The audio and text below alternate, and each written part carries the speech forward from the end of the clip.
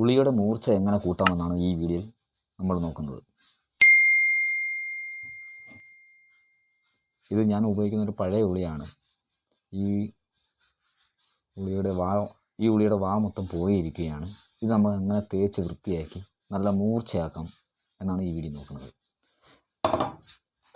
ചിലവർ ഈ ക്ലോത്ത് പേപ്പറിനകത്ത് തേക്കുന്നവരുണ്ട് കാണും, പിന്നെ ഈ വാട്ടർ പേപ്പറിനകത്ത് തേക്കുന്നതാണ്.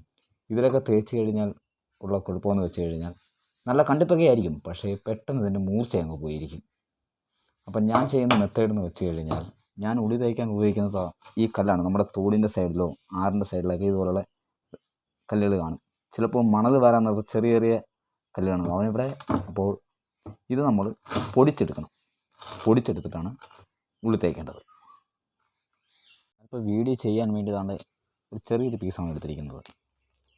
നമ്മളാണ് ഇതുപോലത്തെ ചെറിയൊരു ഹാമർ എടുത്തിട്ട് അഴിച്ച് ഇതുപോലെ ഒരു പേപ്പറൊക്കെ വെച്ച് അഡ്ജസ്റ്റ് ചെയ്യണം. ഇതിപ്പം വീഡിയോ എടുത്തുകൊണ്ട് ഇത് പൊടിക്കാൻ ഇച്ചിരി ബുദ്ധിമുട്ടുണ്ട്. അതാണ് നമ്മൾ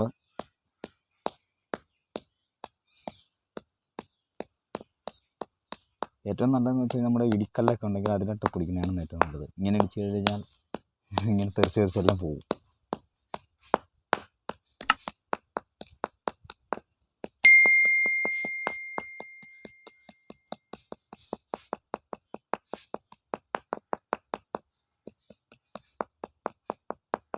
ഇതുപോലെ നമ്മൾ നല്ല പൗഡർ രീതിയിൽ പൊടിച്ചെടുക്കുക. എന്നിട്ട് ഏതെങ്കിലും ഒരു കുപ്പിയിലിട്ട് വെച്ച് കഴിഞ്ഞാൽ നല്ലതായിരിക്കും. നമ്മൾ തേക്കുന്ന സമയത്ത് ആ കുപ്പിയിൽ നിന്ന് ചെറുതായിട്ട് തട്ടിയിട്ട് നമുക്ക് ഉപയോഗിക്കാം.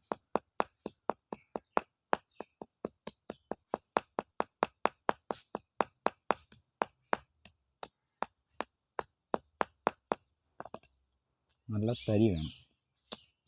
തരി ഉണ്ടെങ്കിൽ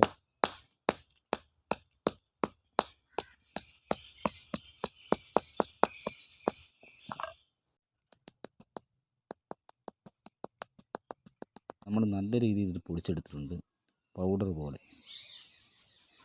എന്നിട്ട് നമുക്കൊരു പേപ്പറിലേക്ക് ഇത് മാറ്റണം. പൊടിച്ച് വെച്ച ഈ വെള്ളാരം കല്ലിൻ്റെ പൊടി നമ്മൾ തേക്കാൻ ഉപയോഗിക്കുന്ന പടിയുടെ മുകളിലേക്ക് ചെയ്യുക. എന്നിട്ട് നമ്മുടെ ഈ ഉളി എടുത്തിട്ട്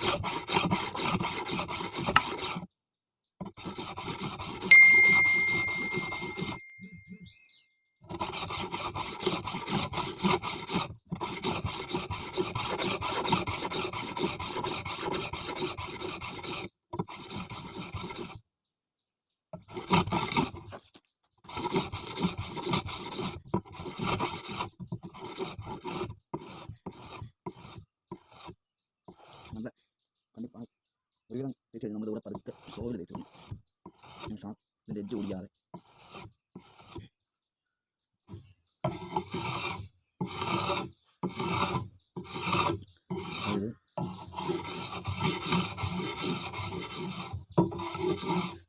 ഇത് തേച്ച് കഴിഞ്ഞ് ഇതിൻ്റെ കണ്ടിപ്പ് നമുക്കൊന്ന് ടെസ്റ്റ് ചെയ്ത് നോക്കാം.